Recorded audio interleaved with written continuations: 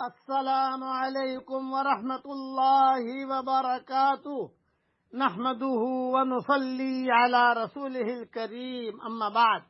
آج کا سبق سن لیجئے۔ آج کے سبق کی سرخی ہے زنا سے بچیے، پارٹ نمبر 52۔ آج کل کے نوجوان لڑکے بھولی بھالی لڑکیوں کو جال میں پھنسانے اور ان کو دانہ ڈالنے میں مہارت حاصل کر چکے ہیں۔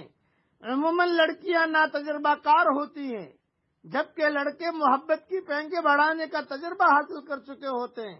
لہذا وہ ہر نئی لڑکی کو ایسے حکمت عملی سے قریب کرتے ہیں کہ عقل دنگ رہ جاتی ہے۔ اگر لڑکی انہیں دینی ذہن کی نظر آتی ہے تو اس سے نیکی اور نماز کی باتیں کرنی شروع کر دیتے ہیں۔ اس لڑکی کو کہتے ہیں کہ تمہاری وجہ سے میرے دل میں نیک بننے کا شوق پیدا ہو گیا ہے۔ اگر لڑکی کی طبیعت میں ہمدردی نظر آتی ہے تو اس کے سامنے اپنی والدہ کی سختی اور ترش روئی یا اپنی بیوی کی تلخ کلامی کا ایسا منظر پیش کرتے ہیں کہ لڑکی کو اس پر ترس آ جاتا ہے۔ وہ سوچتی ہے کہ اگر میں اس سے بات نہیں کروں گی تو یہ لڑکا کہیں خودکشی نہ کر لے۔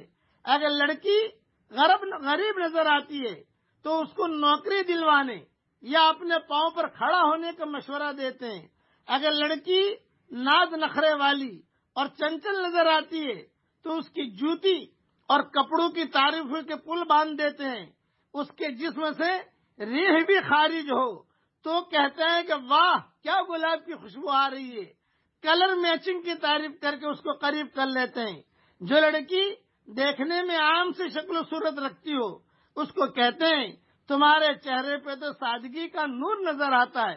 جو لڑکی عمر میں بڑی ہو جائے اس کو کہتے ہیں تمہارے چہرے پہ تو بڑی معصومیت ہے۔ جو لڑکی بے وقوف نظر آئے اس کی عقل مندی کی خوب تعریف کرتے ہیں۔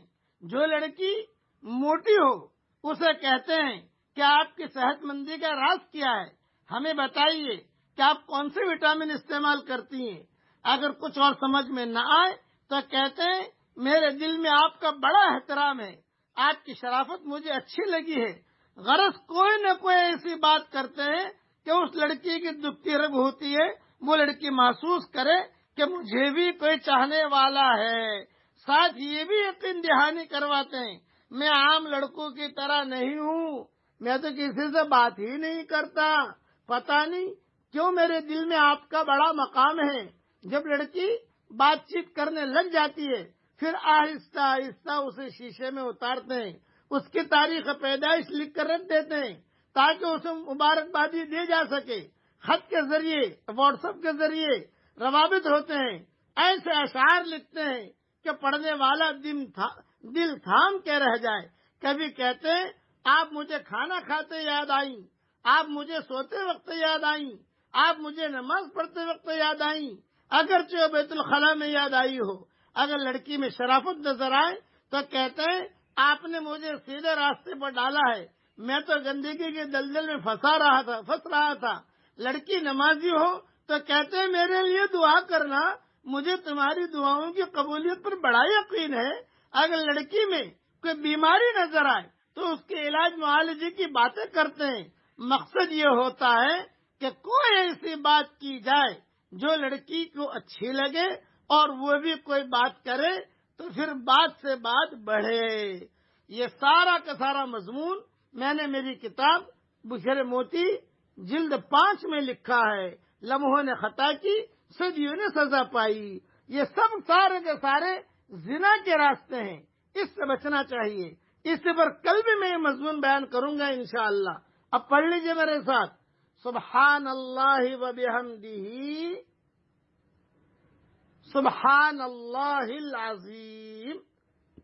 یہ جملہ اللہ تعالیٰ کو بہت پسند ہے۔ صحیح بخاری شریف کی آخری روایت ہے کہ یہ پڑھتے رہنا چاہیے ہمیں۔ اللہ تعالیٰ زنا سے بھی بچائے اور زنا کے قریب کرنے والے جو ہتھیار ہیں اللہ اس سے بھی ہمیں بچائے اور ہماری اولادوں کی اللہ حفاظت